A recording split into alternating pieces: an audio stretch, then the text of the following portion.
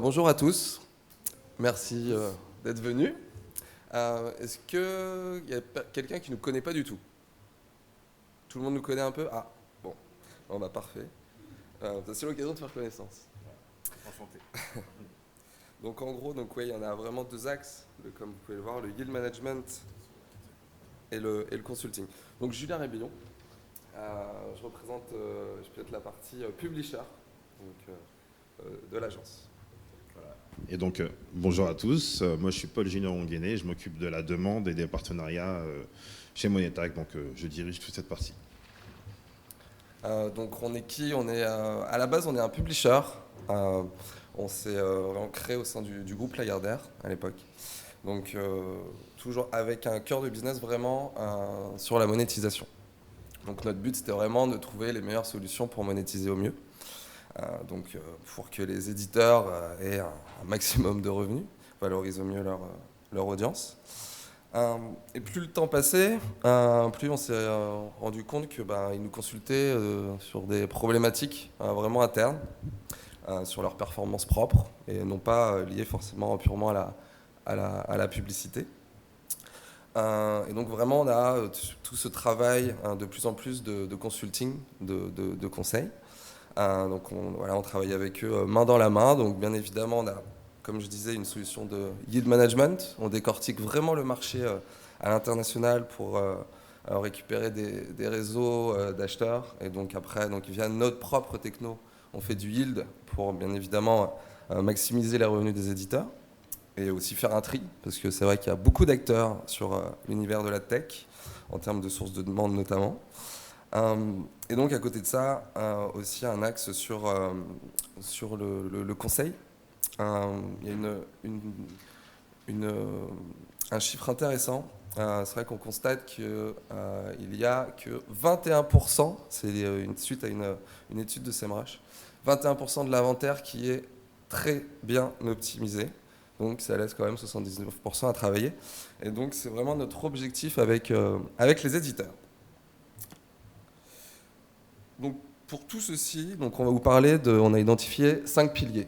5 piliers qu'il faut travailler pour justement récolter une monétisation qui sera à notre sens réussie. Donc il y a le trafic, bien sûr. Le trafic, c'est la base de votre inventaire. Donc il y a plein de leviers à mettre en place. La performance de vos pages, ça vraiment c'est aussi important puisque ça va avoir des incidences sur la monétisation. Je pense notamment au chargement de pages, je vais y revenir. Il va y avoir aussi la conformité. Tout à fait. La conformité d'un point de vue légal, avec toutes les contraintes que vous pouvez rencontrer pour pouvoir réussir à mener à bien, en tout cas, votre stratégie de monétisation. Le templating, donc c'est vraiment le templating publicitaire, donc finalement vraiment l'architecture de vos pages. Toujours penser pour justement monétiser au mieux. Et enfin la valorisation. La valorisation, donc par cela on entend la valorisation publicitaire, donc la manière dont vous mettez en avant votre contenu pour pouvoir attirer au mieux les annonceurs publicitaires sur vos emplacements. Déjà, est-ce qu'il y a des éditeurs dans la salle? Il n'y a que des techs ou des solutions? Ah, quand même. Ça, c'est bien. Ne soyez pas timide. Hein. Vous allez pouvoir avoir quelques premiers conseils. Et du coup, vous êtes quel média? Sur Poitiers? D'accord. Et éditeur de contenu? D'accord. D'accord. Ok. D'accord. Ok, intéressant. Oui, il y a toujours des best practices à prendre. Donc, le premier pilier, le trafic. Donc vraiment, je le répète, c'est vraiment la base de l'inventaire, bien sûr. Donc le but, vraiment, pour les éditeurs, c'est de le maximiser, d'avoir vraiment le plus gros volume, tout en, bien sûr, faisant attention, bien évidemment, à la navigation et aussi à votre contenu, à la visibilité de votre contenu. Donc, source de trafic, hein, bon, je pense que vous les connaissez. Il y a tout ce qui va être source de trafic direct, tout ce qui va revenir des mails, tout ce qui est referral.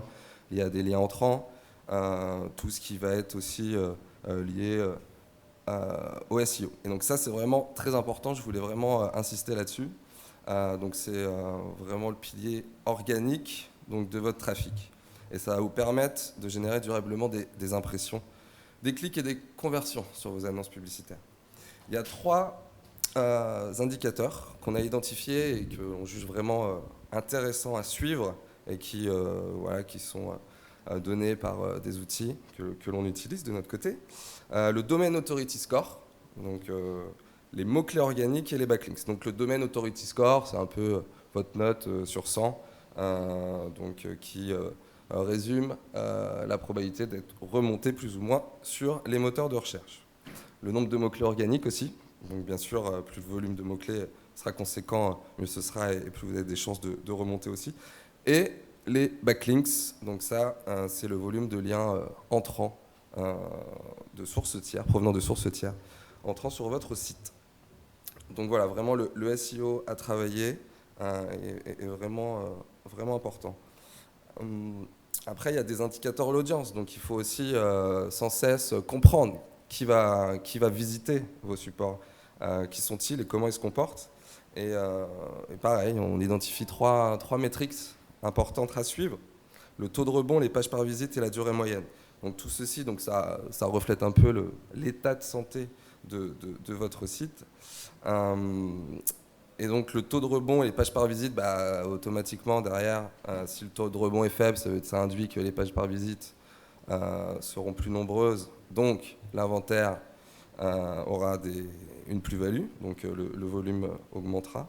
Et la durée moyenne aussi, qui est importante. Le temps passé sur le site, qui est important aussi, puisque derrière, par exemple, une idée me vient, on peut mettre des rafraîchissements publicitaires visibles, par exemple, qui vont permettre du coup de booster l'inventaire. Voilà, donc toujours cette quête de valoriser, d'augmenter l'inventaire. Après, comme je l'ai dit, donc la performance des pages. Donc il y a plusieurs objectifs à ça. Donc préserver la visibilité de vos placements pour que derrière, bien évidemment, les indicateurs, notamment par exemple de viewability, soient bons. Améliorer la qualité de l'expérience utilisateur, bien sûr. Ça, c'est important puisqu'un site avec des latences, automatiquement, l'expérience ne sera pas bonne et même votre image va en pâtir. Et enfin aussi, il va pouvoir aussi, si vous faites le bon élève, vis-à-vis, vous faites les yeux doux à Google, bien évidemment, il va vous mettre en priorité dans ses résultats de recherche. Donc, je pense que la plupart le savent. D'ailleurs, il y a eu un atelier hier sur ce sujet. Donc, par rapport aux Core Web Vitals, est-ce que ça parle à tout le monde, les Core Web Vitals? Non, pas à tout le monde. Bon, c'est très bien. Je vais revenir dessus. Donc, en gros, la performance des pages vraiment est un axe important à travailler. Et justement, au-delà de l'expérience utilisateur, c'est un critère clé de référencement. Et notamment via Google, qui, vous le savez, vous permet d'être visible. Ils ont lancé la page Experience Update en juin dernier. Et en fait, ils prennent en compte dans leur algorithme de référencement les indicateurs de performance propres au site. Et ils se basent sur 3 indicateurs, donc ce qu'on appelle les Core Web Vitals, qui regroupent 3 indicateurs. Est-ce que quelqu'un connaît ces 3 indicateurs? Non? Bon, c'est bien, je vais vous les annoncer. Il y a le LCP, le FID et le CLS. Oula, qu'est-ce que c'est? LCP, donc finalement, pour résumer, je vais vraiment synthétiser, je ne vais pas vous noyer, c'est la vitesse de chargement. Voilà. Donc, bien évidemment, plus un site charge vite, mieux il va plaire à Google et plus Google va vous mettre en avant. L'interactivité aussi de la page. Voilà, c'est un peu le temps d'action finalement entre le clic et par exemple la redirection pour schématiser. Et la stabilité visuelle, donc le CLS. On a tous à un moment donné, sur son vouloir cliquer sur un élément, ça se décale au dernier moment, on clique sur un autre élément, et c'est très irritant. Voilà pour ça, donc c'est vraiment des éléments à maîtriser. Comme j'ai dit, toujours plaire à Google, c'est toujours profitable. Donc la conformité. Alors la conformité, le troisième pilier essentiel chez Moneta qu'on considère justement comme vraiment fort, les enjeux sont très clairs finalement. Respecter les obligations légales pour pouvoir justement être en conformité, être attractif vis-à-vis des acheteurs, puisque forcément ils ont besoin justement de cette conformité pour pouvoir investir sur votre média et bénéficier d'un fort volume d'inventaire consenti. C'est la clé aujourd'hui pour pouvoir bénéficier des meilleures campagnes publicitaires, donc sur vos emplacements. Je l'aide un peu parce que le pauvre. C'est gentil. Voilà. C'est ça les sportifs. Du coup, aujourd'hui, finalement, la gestion du consentement sur plusieurs points, avec la RGPD, qui régit finalement pas mal de nos actions et qui encadre finalement le traitement des données personnelles en Europe, avec la CNIL également qui elle contrôle que le consentement de l'internaute soit recueilli de manière claire et explicite depuis le 1er avril 2021. Avant tout dépôt de cookies publicitaires. Et la CMP qui est finalement l'interface qui permet justement à l'éditeur d'un site de recueillir le consentement des utilisateurs. Ces trois éléments sont ceux qui régissent finalement la conformité de votre site et qui vous permettent de pouvoir justement avancer de manière sereine quant à tous les flux publicitaires que vous pouvez recevoir. Donc la mise en place d'une CMP aujourd'hui, c'est finalement hyper important et en qui plus est une CMP conforme qui vous permettra de bénéficier des meilleurs flux de monétisation. Qu'est-ce que c'est une CMP conforme ? C'est une interface, une Custom Management Platform, une interface, comme je le disais juste avant, qui permet à l'éditeur de recueillir le consentement. Donc sans ce consentement, finalement, on passe à côté de flux publicitaires avec une forte valeur ajoutée. Donc finalement, tout l'intérêt d'en installer une, c'est finalement prépondérant.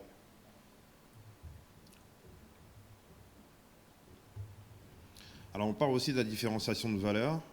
Il faut savoir que seulement aujourd'hui 40% du CPM, donc du coût pour 1000 impressions moyen du marché observé sur les impressions où il y a un refus ou une absence de consentement, donc c'est quand même important à souligner. Et finalement un inventaire qui est consenti est actuellement mesurable par les annonceurs.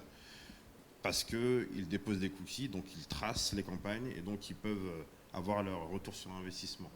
Quand l'inventaire n'est pas consenti, il y a 10 à 30% en moyenne qui ne l'est pas et finalement majoritairement ignoré par les annonceurs. Donc finalement 10 à 30% d'opportunités en moins. Et pour une stratégie de monétisation qui souhaite être bien menée, c'est relativement impactant. Donc il faut faire attention à ces points-là. Et on a même certaines structures d'achat média qui disposent de leur propre data, qui ont établi une stratégie partielle en 2021 d'achat non consenti et sur 2022 qui passeront à 100%. Donc il y a quand même des initiatives, mais ça reste quelque chose qui est anecdotique sur le marché. Donc il n'y a pas de solution, mais toujours est-il que l'inventaire consenti reste quand même la clé de voûte pour avoir les meilleurs flux publicitaires.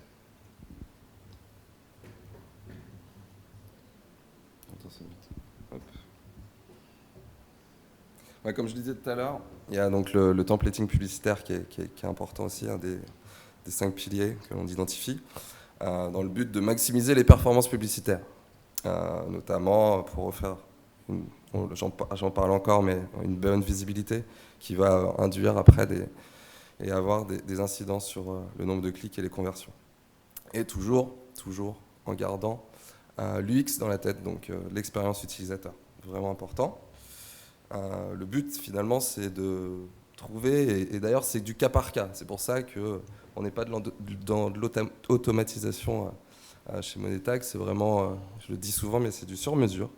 Et donc on définit un templating publicitaire main dans la main avec les éditeurs, selon aussi, et avant tout selon leur stratégie, notamment de mise en avant, puisque finalement, si ils ont des abonnements à mettre en avant, des newsletters, tout ce qui est relatif, ce qu'on appelle donc des autopromos, bah, ça vient un peu finalement en concurrence avec les campagnes publicitaires donc des acheteurs.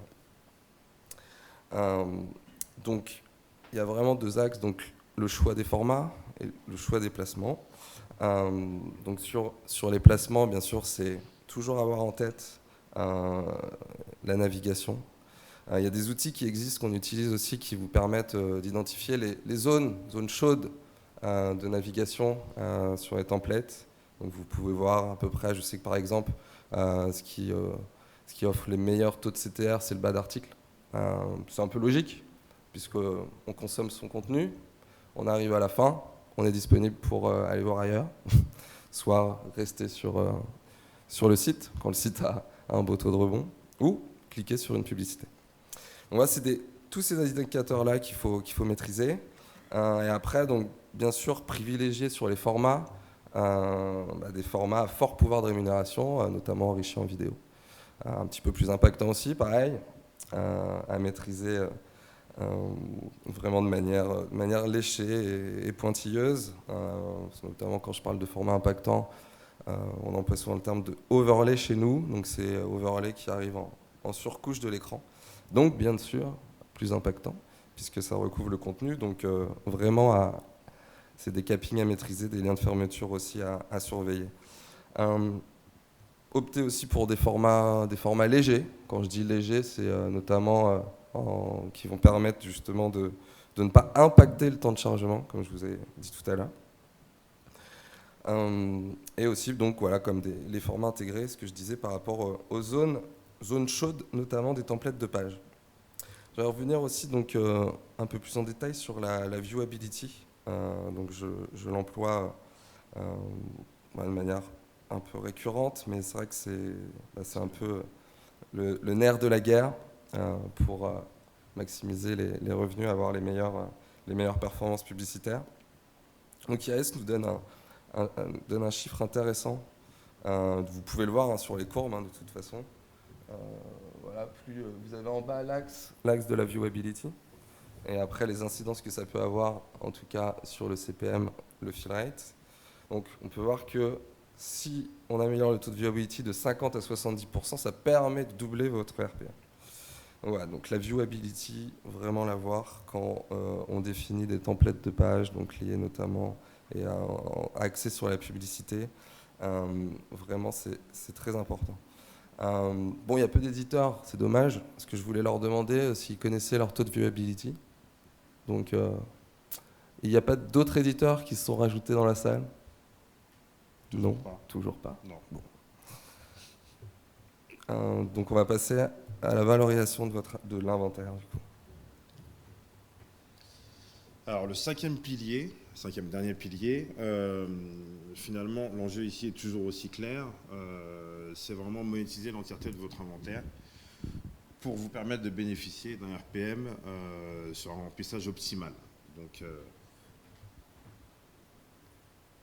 finalement, ce qu'on constate, en tout cas, c'est qu'il y a plusieurs éléments qui peuvent passer au travers de notre vigilance, et notamment les impressions fantômes. C'est un sujet qui est souvent revenu chez nous. 10 à 20% de l'inventaire d'un éditeur constitue un inventaire qui est non identifié. Donc ça, c'est un fait qu'on a pu constater. parmi tous les éditeurs avec lesquels on travaille, et récupérer ces impressions blanches qui sont causées par des erreurs techniques diverses et variées, temps de chargement de page, problème d'ad server ou autre, et finalement intégrer toute source de demande pour maximiser le taux de remplissage de ces impressions perdues, c'est possible. Il y a des solutions qui permettent de le faire, et notamment nos cousins proches de Bicovery, qui se trouvent du coup à l'étage. Vous pourrez aller passer les voir pour en savoir plus. Et l'autre partie, donc, c'est l'audience ad bloquée, donc qui reste relativement importante en fonction des typologies d'éditeurs. Et l'adblocking qui a progressé de près de 8% sur le desktop et 10% sur le mobile en 2020 dans le monde, et 40% finalement des internautes déclarent utiliser un adblocker. C'est énorme en 2020. Et si on cumule finalement les impressions fantômes et l'audience adblockée, on se retrouve avec 50% d'impressions, d'audience en tout cas, non monétisées. C'est colossal en termes de stratégie de monétisation, donc il y a des solutions pour pallier cela, donc il faut le savoir en tout cas.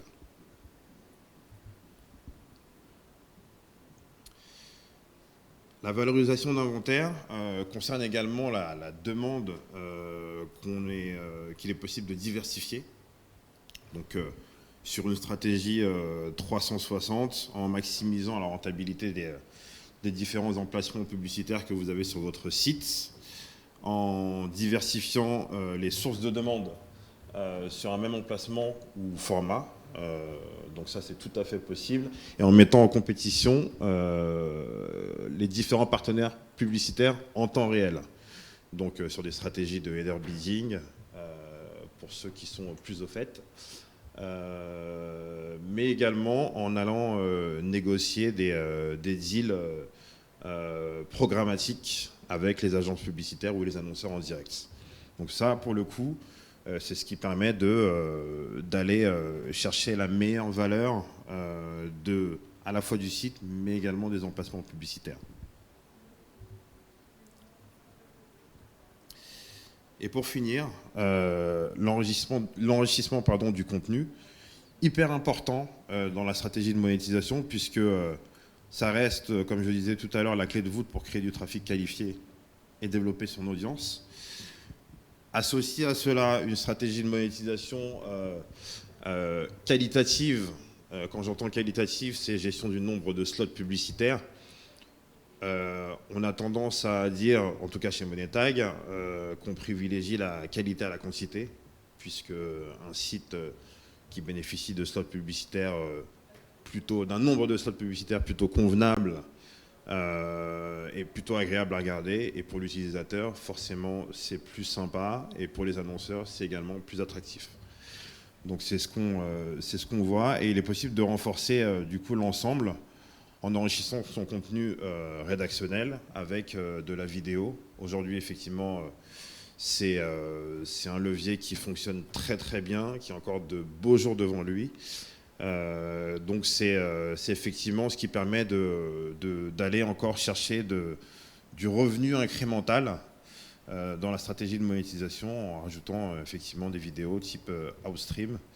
Et ça accroît également l'inventaire publicitaire et du coup ça augmente l'intérêt des annonceurs.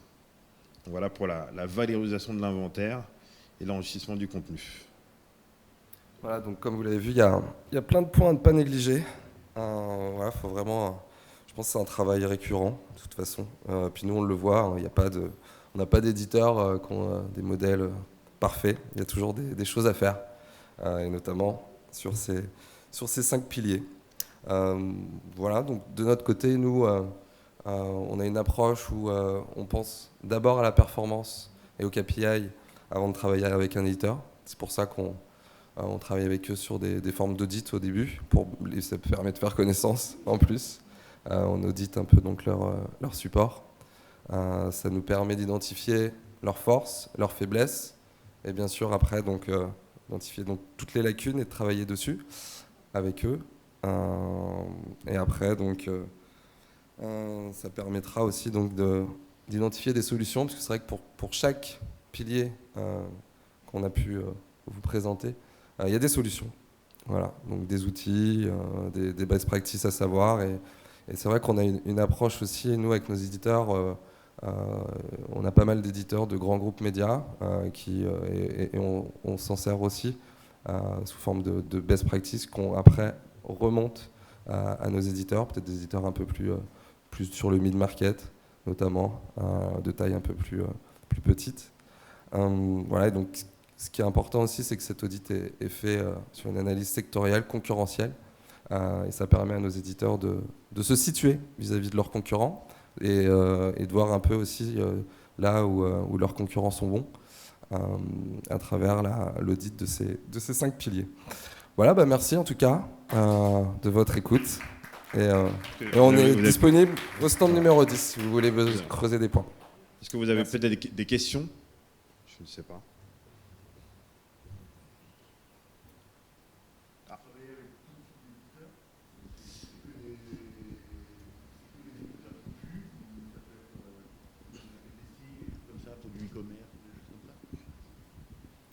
Alors, vas-y, je t'en prie. Éditeur média, ouais, on a vraiment une expertise sur des éditeurs qui créent du contenu éditorial.